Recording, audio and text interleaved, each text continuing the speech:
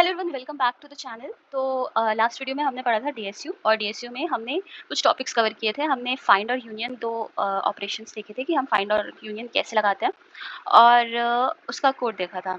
और हमें बाद में रियलाइज़ हुआ कि फाइंड जो है वो मतलब एक रिकर्सिव फंक्शन है, और अगर in case of skewed trees हमें हर बार अ, पूरा उस पॉइंट तक जाना होगा और फिर वापस आना होगा, तो इसमें काफ़ी मतलब it is very expensive in this case. तो अब हम इस जब ये इशू होता है कि फाइंड थोड़ा-सा हमारे यहाँ पे एक्सपेंसिव लग रहा है, तो हम इधर लगाते हैं पाथ कंप्रेशन का। Path compression, what do we actually mean? Let's first path compression कि हमारा बहुत ज़्यादा चेंजेस नहीं है, ठीक है? हम मोस्टली यही सेम कोड हम लिखेंगे। लेट्स कॉपी दिस कोड, और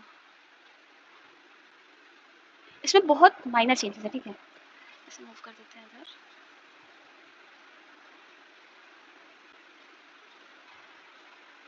इस फंक्शन को, जो हमारा रिकर्सिव फंक्शन है, इसमें हम क्या करेंगे, इसको अभी क्या करते हैं कि ये जो फाइंड से आ रहा है आंसर, इसे हम स्टोर कर देते हैं पेरेंट ऑफ आई। तो इधर आ जाता है पाथ कंप्रेशन। अब ये पाथ कंप्रेशन कैसे है, ठीक है? तो पाथ कंप्रेशन ऐसे है कि मान लो ये हमारा स्क्यू ट्री है, ठीक है? 0 1 एंड देन 2, और इधर 3, और इधर 4, ये हमारा स्क्यू ट्री है, ठीक है? और तुमने बोला कि चलो अपन लोग करते हैं फाइंड 5 इन पेरेंट, ठीक है? 5 विथ पेरेंट, ठीक है? तो हम ये ऑपरेशन कर रहे हैं, तो क्या होगा, 5 जाएगा, 5 के पास ही जाएगा और कहेगा कि तुम्हारा पेरेंट कौन है? 5 कहेगा कि मेरा पेरेंट 4 है, 4 कहेगा मेरा पेरेंट 3 है, 3 कहेगा मेरा पेरेंट 2 है, 2 कहेगा मेरा पेरेंट 1 है, 1 कहेगा मेरा पेरेंट 0 है, ठीक है? और 0 कहेगा कि अरे मेरा पेरेंट तो मैं खुद ही हूँ, तो फिर वो 1 को कह देगा कि मेरा पेरेंट मैं खुद ही हूँ, तो 1 कहेगा कि ठीक है, मेरा पेरेंट तो 0 है।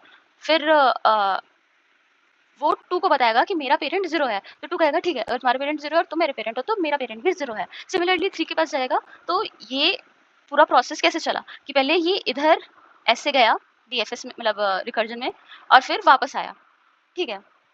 तो हमारे हमारे सॉल्यूशन से होगा क्या कि ठीक है, ये इधर जाएगा तो है, ठीक है? यहाँ तक पूरा जाएगा, बट आते समय ये सब कुछ स्टोर करता हुआ आएगा। तो मतलब अगर जब भी हम यूनियन यहाँ पे फाइंड कर रहे थे ना कि parent of A, parent of B find कर रहे थे, तो हमने ए फाइंड किया और मान लो ए और बी सेम उसमें हो गए, तो ये डायरेक्ट बता देगा ना, हमें ये पूरा सब कुछ करने की ज़रूरत नहीं है। तो हमारा ट्री जो है वो इसकी इसकी तरह नहीं दिखेगा, जबकि दिखेगा, यहाँ पे हम बनाते हैं अपना दूसरे कलर से। हमारा इस तरीके से हमारा ग्राफ ट्रांसफॉर्म हो जाएगा कि हमारा 0 है, इधर 1 है, ठीक है? इधर 2 है, 3 भी इसी को पॉइंट कर रहा है, 4 भी इसी को पॉइंट कर रहा है, और 5 भी इसी को पॉइंट कर रहा है। तो ऐसे हमने अपने ग्राफ को ट्रांसफॉर्म कर दिया यूजिंग पाथ कंप्रेशन, ठीक है? तो this was all about path compression. अब दूसरा चीज़ जो था, तो नेक्स्ट टॉपिक है हमारा रैंक। हम अब देखेंगे कि रैंक को हम अपने यूनियन में कैसे अप्लाई करेंगे और कैसे हमने यूनियन को ऑप्टिमाइज़ करेंगे, ठीक है? तो अगर हम देखें कि हम पहले क्या कर रहे थे, तो पहले इनिशियली हमारा ऐसे हमारे सारे नोड्स हैं, ठीक है?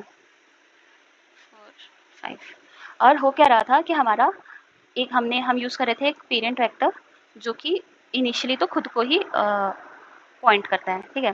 तो 0 0 को पॉइंट कर रहा है, 1 1 को पॉइंट कर रहा है, 2 2 को पॉइंट कर रहा है, 3 3 को पॉइंट कर रहा है, 4 4 को पॉइंट कर रहा है, 5 5 को पॉइंट कर रहा है, ठीक है?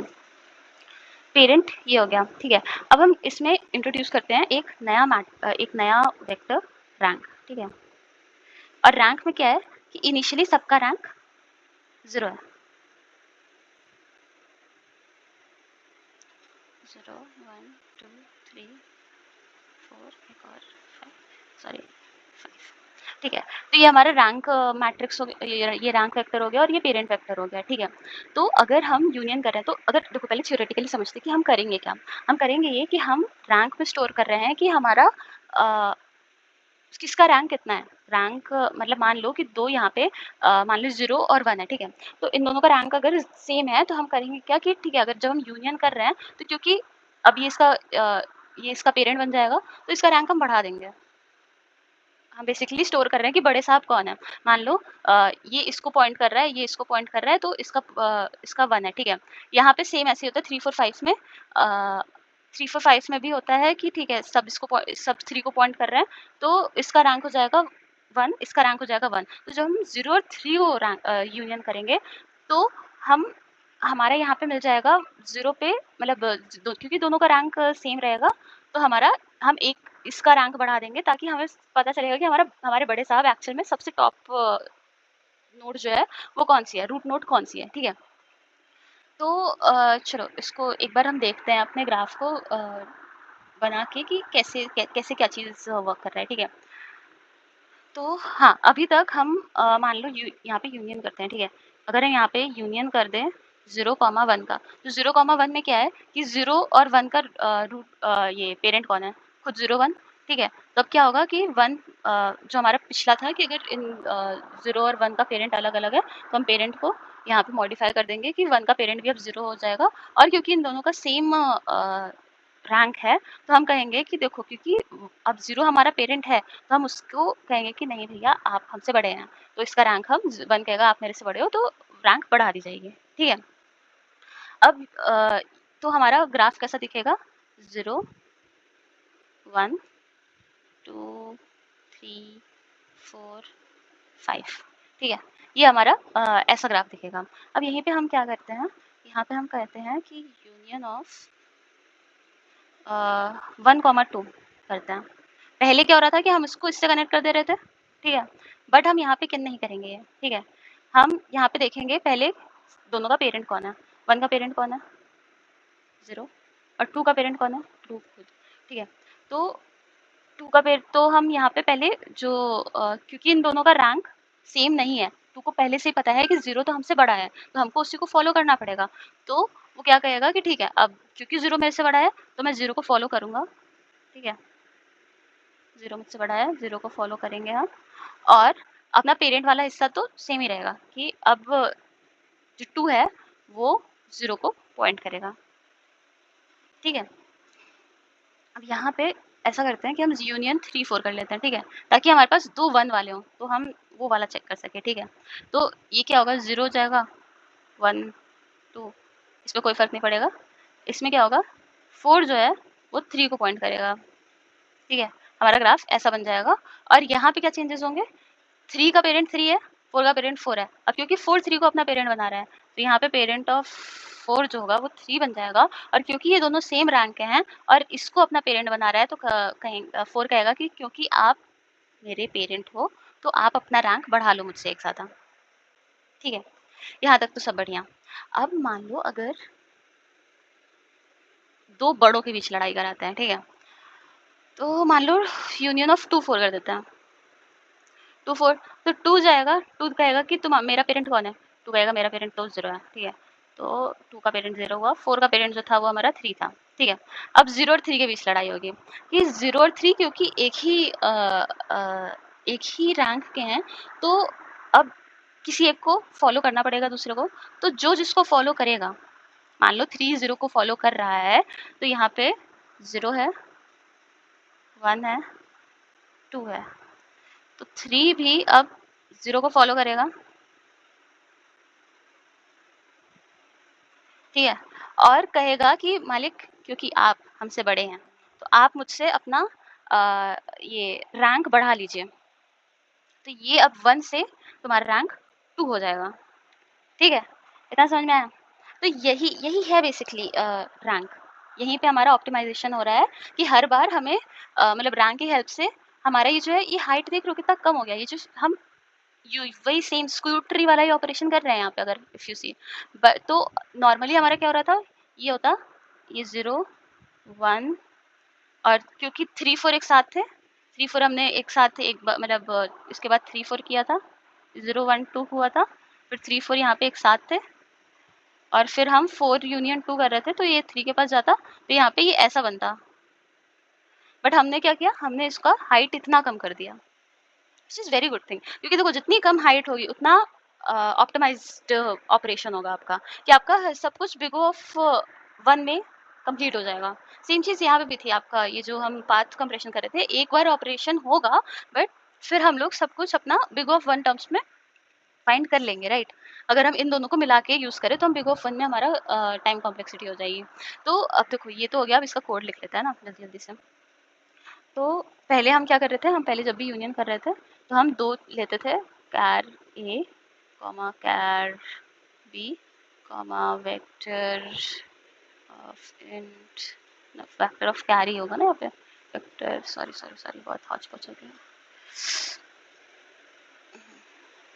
Vector of care of and parent, हम एक पेरेंट ले जा रहे हैं और एक नया वेक्टर हम अपने इंट्रोड्यूस किए हैं यहाँ पे, कैर ऑफ रैंक। ठीक है, ये है हमारा यूनियन का फंक्शन। ठीक है, तो देखो पहले जो हम कर रहे थे अभी सेम चीज करेंगे, हम कहेंगे क्या कि मेरा पहले कैर पेरेंट ऑफ ए बताओ, पेरेंट ऑफ ए, जो कि हम फाइंड करेंगे, फाइंड ए विथ पेरेंट, फिर char parent of B, find b for parent. ये दोनों चीज़ ये हम अपने उसमें पहले भी कर रहे थे, फिर हम वहाँ पे करके आ रहे थे कि अगर हम दोनों मतलब दोनों पेरेंट जो अगर इक्वल नहीं है तो हम पहले वाले मतलब पहले वाले को हम उसका दूसरे वाले का पेरेंट बना दे रहे थे, हम पहले ये कर रहे थे। पर अब हम क्या करेंगे, क्योंकि अब हमारे पास रैंक है तो वो तो हमें चेक करना है कि ठीक है हमारा अगर इफ यहाँ पे हम क्या कह देंगे कि यहाँ पे अगर parent of A equal to parent of B, तो हमें कुछ करने की जरूरत नहीं है, सिंपली रिटर्न कर देंगे। ठीक है, रिटर्न, सिंपली रिटर्न कर देंगे, कुछ भी करने की जरूरत नहीं है। दूसरा चीज है कि अगर अब हम कह रहे हैं कि रैंक वाला चीज हमें अभी यहाँ पे लेके आना है कि रैंक हमारा पेरेंट ए का मान लो बड़ा है, पेरेंट ए का रैंक हमारा बड़ा है parent rank of parent of B से। इस केस में क्या करेंगे कि क्योंकि पेरेंट बी का रैंक छोटा है तो वो ए को फॉलो करेगा, तो मॉडिफाई कौन होगा, बी होगा। तो हम कह देंगे कि यार यहाँ पे तुमको एडजस्ट करना पड़ेगा, क्योंकि तुम्हें एडजस्ट करना होगा अपने बड़े साहब के अकॉर्डिंग। आपके बड़े साहब कौन है, पेरेंट ऑफ ए। ठीक है, ये हो गया इफ रैंक ऑफ, दूसरा केस हो गया कि अगर पेरेंट बी बड़ा है, ठीक है, बी का रैंक जो है वो ए से बड़ा है, तो हम वही चीज ऑपोजिट करेंगे कि देखो भाई क्योंकि अब बड़े साहब बी हैं तो और ए जो है वो बच्चा है, तो बच्चे को एडजस्ट करना होगा, पेरेंट ऑफ ए एडजस्ट करेगा किसके अकॉर्डिंग, पेरेंट ऑफ बी के। यहाँ पे तो ये चीज हमारा हो गया कि नहीं, यहाँ पे लोगों को पता है कि कौन बड़ा है कौन छोटा है, पर बचा कौन, एल्स में हमारा बचा कौन कि दोनों का इक्वल हो गया। इक्वल होगा तो हम पहले क्या करेंगे कि पहले अपना रैंक बढ़ाएंगे। रैंक ये आप पे डिपेंड करता है कि आप किसका बढ़ा रहे हो, पहले वाले का बढ़ा रहे हो या दूसरे वाले का बढ़ा रहे हो। तो रैंक ऑफ पेरेंट ए जो है वो प्लस प्लस या प्लस इक्वल टू 1, हमने एक से रैंक को बढ़ा दिया। और ये चीज़ तो हमें करना ही है, जिसकी रैंक बढ़ाई हमने उसके अकॉर्डिंग दूसरे वाले को खुद को मॉडिफाई करना है। रैंक ऑफ पेरेंट सॉरी हाँ रैंक, अरे यहाँ पे ना हम लोग गड़बड़ कर रहे थे, सॉरी पेरेंट होगा हर जगह, parent of rank A, parent गड़बड़ कर दिया यार, रैंक हम थोड़ी मॉडिफाई करेंगे, ये चीज़ गड़बड़ है। Let me use eraser.